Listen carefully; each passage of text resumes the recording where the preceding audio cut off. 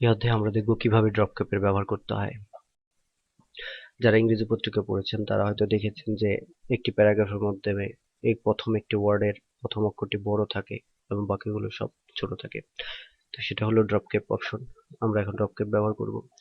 যে প্যারাগ্রাফে drop cap ব্যবহার করবেন সেই প্যারাগ্রাফটি সিলেক্ট করুন। ইনসার্ট মেনুতে ক্লিক করে ড্রপ ক্যাপে ক্লিক করুন।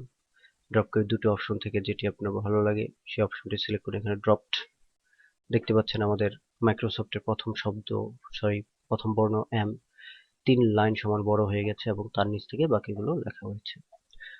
ড্রপ ক্যাপ ডিজাইনটি চেঞ্জ করার জন্য প্যারাগ্রাফটি সিলেক্ট করুন, ইনসার্টে ক্লিক করে ড্রপ ক্যাপে ক্লিক করুন, ইন মার্জিন স্টাইলটিতে ক্লিক করুন। তাহলে দেখতে পাচ্ছেন এখানে মাইক্রোসফটের প্রথম অক্ষর এমটি বড় হয়ে 3 লাইন সমান বড় হয়েছে এবং বাকি লেখাগুলো তার ডান পাশ থেকে হয়েছে, অর্থাৎ ইন মার্জিন এই ডিজাইনটি যে অক্ষরটি বড় করব তার নিচ থেকে আর কোনো লেখা হবে না।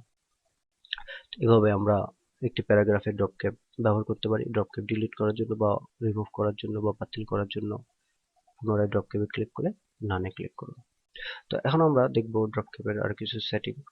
এখানে দেখতে পাচ্ছি যে ড্রপ ক্যাপটি 3 লাইন সমান বড় হয়েছে। আমরা ইচ্ছা করে ড্রপ ক্যাপটিকে আরো লাইন সমান বড় করতে পারি, অর্থাৎ আমরা যদি চাই 3, 4, 5 লাইন সমান বড় করতে অথবা আরো বেশি করতে, তাহলে সেক্ষেত্রে ড্রপ ক্যাপটাকে প্যারাগ্রাফটাকে সিলেক্ট করুন, ড্রপ ক্যাপে ক্লিক করুন, ড্রপ ক্যাপ অপশনে ক্লিক করুন। এখানে দেখতে পাচ্ছেন লাইনস টু ড্রপ 5 উল্লেখ করে দিন, তারপর ওকে ক্লিক করুন। এখন দেখতে পাচ্ছেন যে প্রথম অক্ষর এমটি 5 লাইন সমান বড় হয়ে গিয়েছে। তো এইভাবে আমরা ড্রপ ক্যাপের মাধ্যমে ড্রপ ক্যাপ অপশনটি ব্যবহার করতে পারি। আপনি যদি চান এম এর পরে এই লাইনগুলো আরো ফাঁকা হোক, অর্থাৎ আরো দূরে লেখা হোক, সেই ক্ষেত্রে এখানে উল্লেখ করে দিতে হবে। দেখতে পাচ্ছেন অক্ষরগুলো অর্থাৎ লেখাগুলো কিন্তু প্রথম সংখ্যা থেকে অনেক দূরে সরে গেছে। তো এই অপশন ব্যবহার করে আমরা আমাদের ডকুমেন্টকে স্পেশাল ডিজাইন দিতে পারি, ড্রপ ক্যাপ করতে পারি। আপনি ইচ্ছা করলে কিন্তু এখান থেকে ফন্টও চেঞ্জ করে ফেলতে পারেন। তারপর ওকে ক্লিক করুন।